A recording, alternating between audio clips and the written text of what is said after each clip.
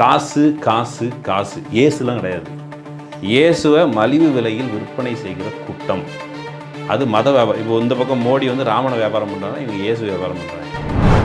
பரலோக ராஜ்யம் காத்திருக்கிறது, நீங்கள் அதுக்கு பரலோக ராஜ்யத்துக்கு போகிறதுக்கான டிக்கெட் என்கிட்ட இருக்குது அப்படின்னு அம்மா சொல்கிறாங்க. கனடாவில் தங்கிட்டு வீடு கார் வாங்கணும்னு நினச்சாங்களாம். உங்கள் கனவுல வந்துட்டு ஏஞ்சல் வந்துட்டு எந்த மாதிரி கார் வேணும் வீடு வேணும்னு கேட்டு அது நேரடியாக நடந்தது அப்படிங்கிற மாதிரி ஒரு தகவலை எல்லாருக்கும் சொல்லிட்டு இருக்காங்க. அப்போ கர்த்தர்கிட்ட அவங்க கேட்டு கெஞ்சி அழுது வந்து கர்த்தரே எனக்கு 4 கோடி ரூபாயில் வீடு இல்லையே அப்படின்னு அவங்க கேட்டது தான் அந்த பேரும். ஆக்சுவலி அவங்க சொல்கிற தேவதூதன் வேறு யாரும் இல்லை, கணவர் தான். அவர் புருஷனை தான் வந்து தேவதூதன். கோயில்கள் கள்ளர்களின் கூடாரமாக இருக்கிறது. திருட்டு பசங்க வந்து கோயிலின் பேரில் கடவுள் நம்பிக்கையின் பேரில் திருட்டுத்தனம் பண்ணுறாங்கன்னு சொல்லி தான் இயேசு கிறிஸ்துவின் அன்றைய பாத்திரங்கிறது. இயேசு கிறிஸ்துவை போல அந்த திருடர்கள் உயிர் தெழுந்தால் எப்படி இருந்ததுன்னா இந்த அம்மா மாதிரி தான் இருந்திருக்கும். இந்த மோடி ஆட்சி 10 ஆண்டுகளில் உங்களுக்கு கொடுக்குற துயர் டிமானிட்டேஷனில் தெருவில் இருக்காங்க, ஜிஎஸ்டி தெருவில் இருக்காங்க. இன்றைக்கி விலைவாசி உயர்வு, கேஸு, டீசல் எல்லாம் வசந்திருக்குது. இதில் மக்கள் தெருவில் நிற்கிற மக்களை பார்த்துட்டு ஒரு இயேசு கிறிஸ்து யார் அப்படின்னா அந்த நாசரேத்தில் தொழுவத்தில் பிறந்தால அந்த ஏழை கிறிஸ்து அவர் இருக்கிறார். இன்னொரு இயேசு இருக்கிறார். அவரை வந்து இந்த கோயிலுங்கிற இந்த தேவாலயம் என்கிற சிறைக்குள் அவர் பிடித்து வைக்கப்பட்டிருக்கிறார். என்ன சந்தேகம் எழுதுனா இவங்களுடைய டார்கெட் வந்து கிறிஸ்டியன்ஸில் அடித்தட்டு மக்களா இல்லை ஹிந்துவை கிறிஸ்டியானிட்டிக்கு கன்வெர்ட் பண்ண நினைக்கிறாங்களா? இது வந்து கடவுள் சந்தை, கடவுளின் பெயரால் நடக்கிற சந்தை. கடவுளை விற்பனை செய்யலாம். ஏன் கடவுள் இது தருவார்? கடவுள் என்னெல்லாம் பண்ணுவார்? கொஞ்ச நாளைக்கு முன்னாடி ஜான் ஜெபராஜன் ஒருத்தர் அவர் வந்து ஊழியம் பண்ணுற பேரில் இந்த நபர்கள் எல்லாருமே மக்களுடைய நம்பிக்கையை அடித்தளமாக வைத்து இதில் பிழைக்கிறதுக்கான வழியை செய்யணும். இவங்களுக்கு வந்து கன்வர்ஷனோ இயேசுவின் பாதைக்கு திரும்புங்க அப்படின்னு சொல்கிறது எதுவுமே வரும். அதனால் இந்த வீட்டில் யாருக்காவது ஒருத்தருக்காவது மனசாட்சி இருக்குங்கள, தலைமுறையாக திருடுவீங்க மக்களை. ஏழை மக்கள் அவங்க பல்வேறு துயர்கள், அந்த துயர்களுக்காக அவங்க பேசுறதில்லை.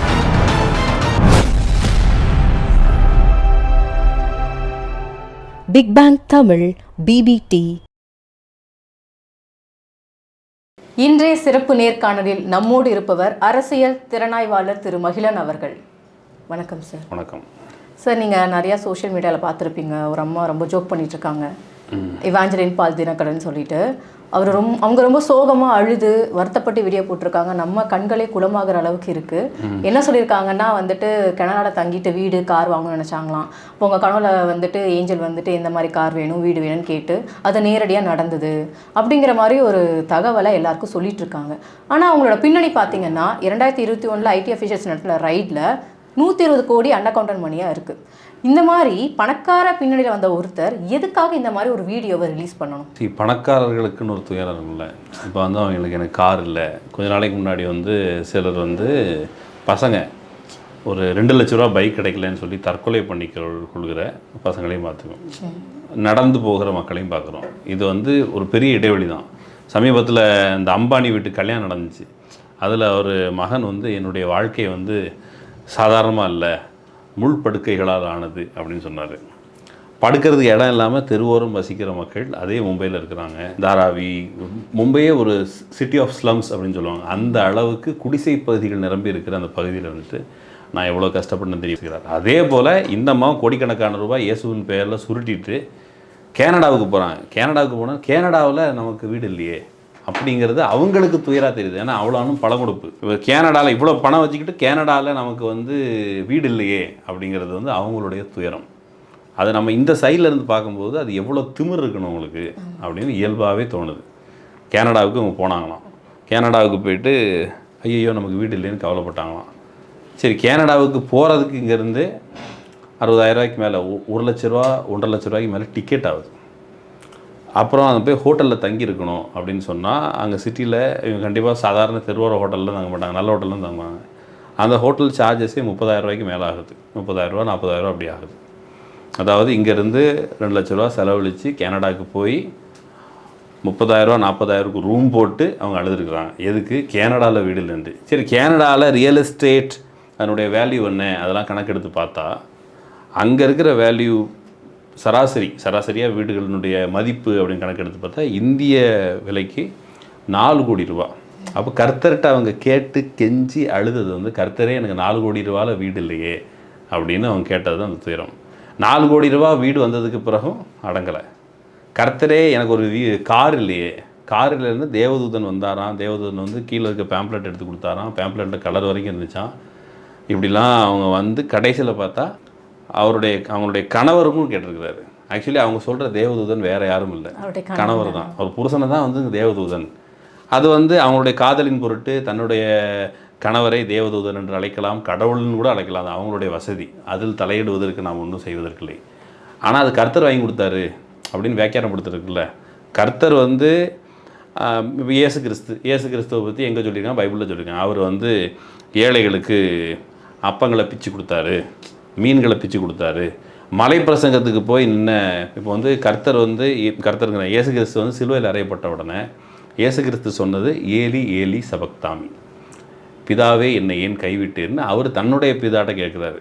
அப்படி சிலுவையில் இந்த மக்களின் பாவத்தை கழுவுவதற்காக சிலுவையில் தொங்கியவர் அப்படின்னு சொல்கிற அந்த இயேசு கிறிஸ்து அவருடைய அந்த பைபிளில் எங்கேயும் எனக்கு காசு கொடுங்க, காணிக்கை கொடுத்தா தான் நான் வந்து புஷ்ஷுன்னு சொல்லுவேன், அங்கே கால் சரியாயிடும், புஷ்ஷுன்னு சொல்லுவேன், கண்ணு சரியாயிடும், அல்லது இன்ன பிற குறைபாடுகள் சரியாயிடும்.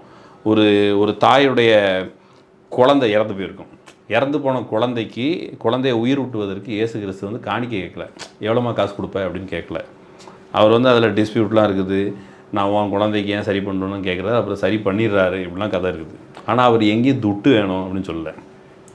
கோயில்கள் கள்ளர்களின் கூடாரமாக இருக்கிறது, திருட்டு பசங்க வந்து கோயிலின் பேரில் கடவுள் நம்பிக்கையின் பேரில் திருட்டுத்தனம் பண்ணுறாங்கன்னு சொல்லி தான் இயேசு கிறிஸ்துவின் அன்றைய பாத்திரங்கிறது. அன்றைக்கிருந்த மன்னர்கள், ப்ரீஸ்லி கிளாஸஸ், இந்த சாமியாருங்க இவங்கெல்லாம் சேர்ந்து எப்படி கொள்ளடிக்கிறாங்கிறதுக்கு எதிராக பேசியதற்காக சிலுவையில் அறையப்பட்டவர் இயேசு கிறிஸ்து. இதுதான் கதை. ஆனால் இயேசு கிறிஸ்து சிலுவையில் அறையப்பட்ட போது அவருக்கு 2 பக்கத்துலேயும் 2 திருடர்கள் அறையப்பட்டிருந்தாங்க அப்படின்னும் பைபிளில் படிக்கிறோம். அங்கே சிலுவையில் அறையப்படுவது திருட்டுத்தனம் பண்ணவங்க அல்லது அரசுக்கு எதிராக கலகம் பண்ணவங்க, குறிப்பாக திருடர்களை அடித்து தொங்க விடுவாங்களாம். அந்த திருடர்கள் இப்போது இயேசு உயிர்த்தெழுந்தார் நம்புகிறாங்க. இயேசு வந்து கடவுளாயிட்டார் நம்புகிறாங்க. அது அவங்க வசதி. எனக்கு கடவுள் நம்பிக்கை இல்லை, எனக்கு இயேசு மாரி நம்பிக்கை இல்லை. ஆனால் அந்த திருடர்கள் உயிர்த்தெழுந்தால் என்ன ஆயிருக்கும்? இயேசு கிறிஸ்து சிலுவையில் அறையப்பட்டிருந்தபோது அவங்க கேட்டாங்களாம், என்னப்பா உன்னையே காப்பாற்றிக்க முடியலன்னு சொல்லி அவங்க கேட்டாங்களாம். அப்படி கிண்டல் பண்ணாலும் எழுதியிருக்கிறாங்க. ஆனால் ஒருவேளை இயேசு கிறிஸ்துவை போல அந்த திருடர்கள் உயிர்த்தெழுந்தால் எப்படி இருந்திருக்குன்னா இந்த அம்மா மாதிரி தான் இருந்திருக்கும்.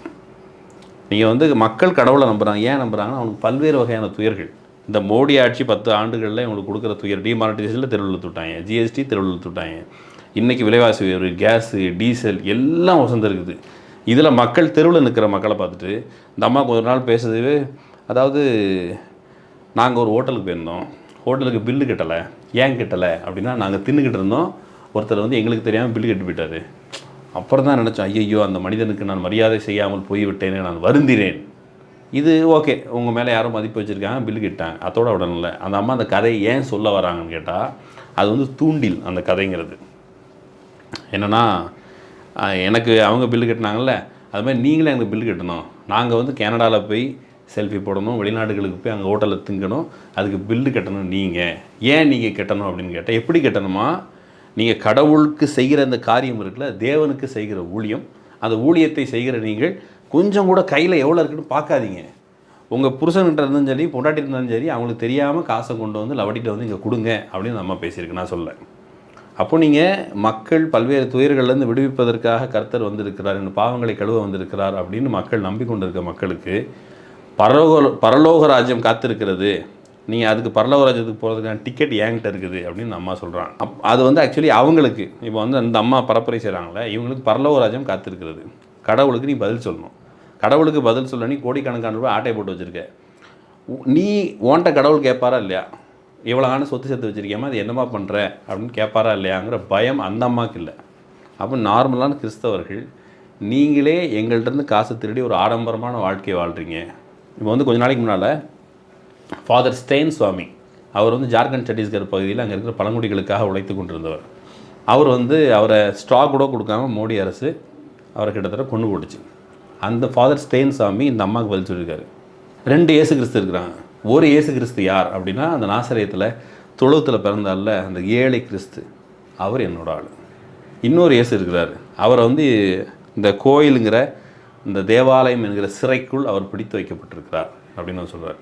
இவங்க வந்து அப்படி இயேசுவை ஜெயிலில் அடைச்சி வச்சுக்கிட்டு, இவங்க வந்து மிருக காட்சி சாலைகளில் விலங்குகளை அடைச்சி வச்சு நம்ம வந்து அதில் காசு பார்க்குற இது பண்ணுறாங்க, குரங்கை காமிச்சு வித்தை காமிக்கிறாங்க. அதே போல் கடவுளின் பேரால் வித்தை காண்பித்து பிழைக்கிறவர்கள் இவர்கள். இவங்க செய்கிற வேலை அதுதான். இப்போ உண்மையிலே நாங்கள் மனதுருகி நான் மக்களுக்காக வேலை பார்க்குறேன் அப்படின்னு இவங்க சொல்கிறாங்கன்னா, இதுக்கு முன்னால் சில மக்களுக்காக உழைத்த மிஷனரிஸ் உண்டு. ஃபார் எக்ஸாம்பிள் நான் சொன்ன ஃபாதர் லீவன்ஸ்னு ஒருத்தர் இருந்தார். அவர் வந்து பழங்குடி மக்கள் மத்தியில் வேலை பார்க்குறாரு. வேலை பார்க்க போகிறவருக்கு என்ன ஆகுது, அந்த மக்கள் வந்து ரொம்ப கஷ்டப்பட்டுருக்குறாங்க.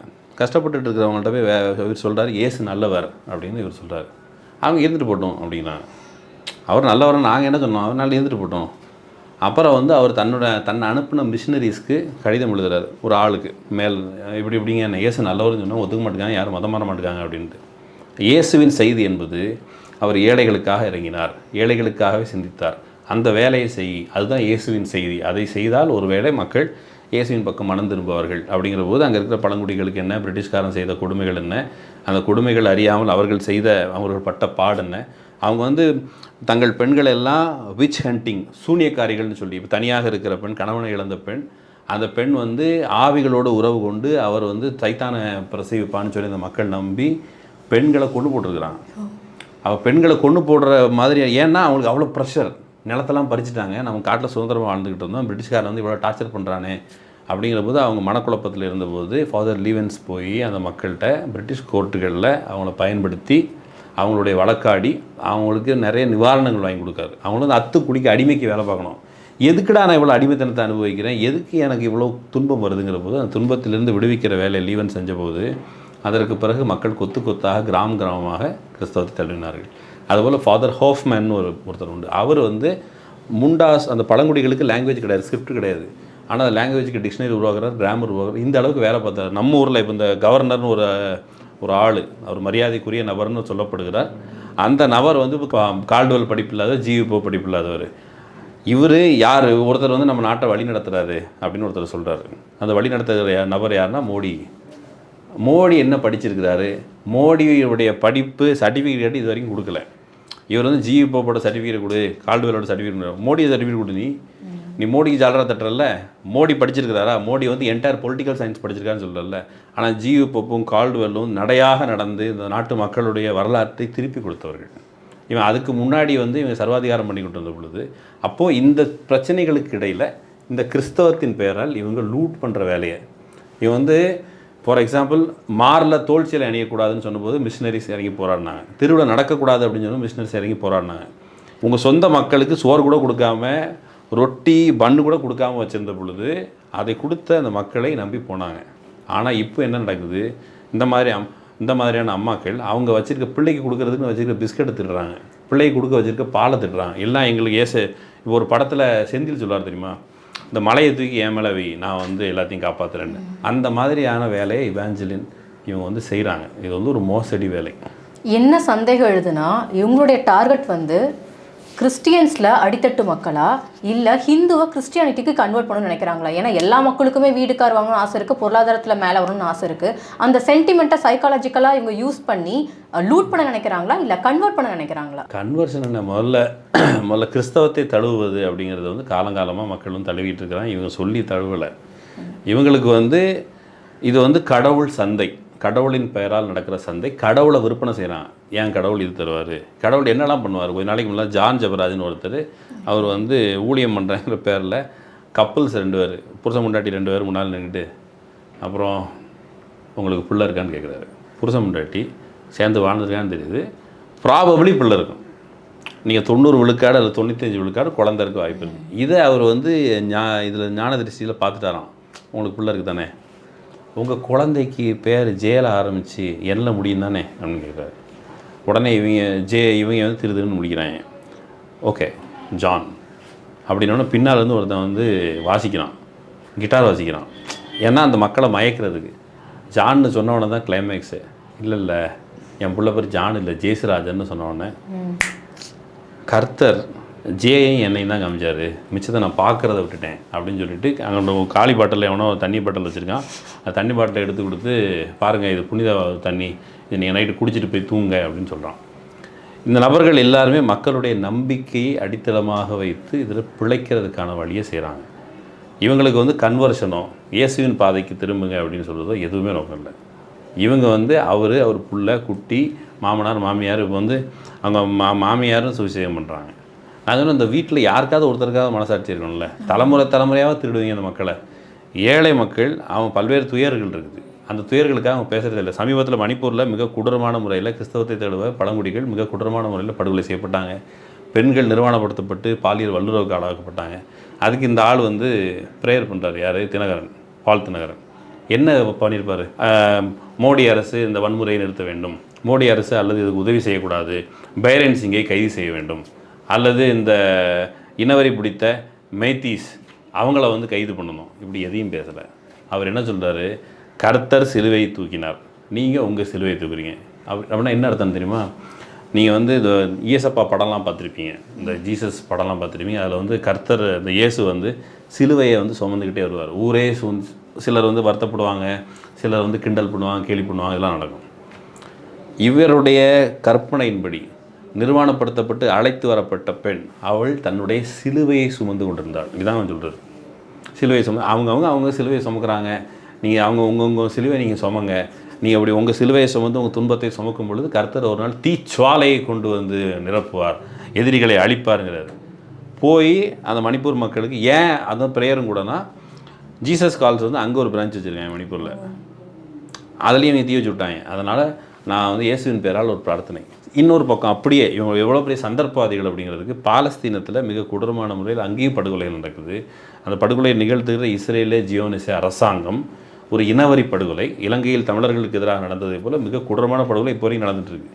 ஆனால் அவர் யாருக்காக பிரார்த்தனை பண்ணியிருப்பார்? நீ உண்மையிலே இயேசுவோட பிள்ளை, இயேசு வந்து எளியவர்களுக்காக இறங்கினார் அப்படிங்கிறது உண்மையானால், இயேசு இன்றைக்கி இருந்திருந்தால், இயேசு ஒருவேளை நேர்மையாக ஏழைகளுக்காக இறங்கியிருந்தார், பாலஸ்தீனர்களுடைய விடுதலைக்காக, பாலஸ்தீன உரிமைகளுக்காக பேசியிருப்பார். நான் அப்படி தான் நம்புகிறேன். ஒருவேளை இயேசு வந்து பாலஸ்தீன விடுதலைக்காக பேச மாட்டாருன்னா எனக்கு இயேசு குறித்து எந்த விதமான மதிப்பும் கிடையாது. இயேசு இல்லை, யாராக இருந்தாலும் சரி. ஆனால் இவர் இஸ்ரேலுக்காக ஒரு பிரார்த்தனை அப்படின்னு பண்ணுறாரு. இது பாலஸ்தீனுக்கு எதிராக படுகொலை நடந்து கொண்டிருக்கும் பொழுது. அப்போது இவங்களுக்கு இருப்பது எல்லாம் ஏன்? இஸ்ரேலேருந்து டூரிசம் கிடைக்கும், இங்கேருந்து அது ஒரு புனித நகரம் அப்படின்னு சொல்லி இங்கேருந்து 4-5 பேரை கூப்பிட்டு போய் அங்கேருந்து காசு பார்க்கலாம். காசு காசு காசு. இயேசுலாம் கிடையாது. இயேசுவை மலிவு விலையில் விற்பனை செய்கிற கூட்டம் அது மத வியாபாரம். இப்போ இந்த பக்கம் மோடி வந்து ராமனை வியாபாரம் பண்ணுறாங்க, இவங்க இயேசு வியாபாரம் பண்ணுறாங்க.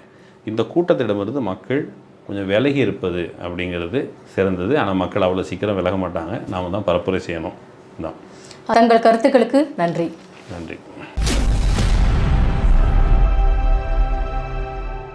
Big bang Tamil, BBT.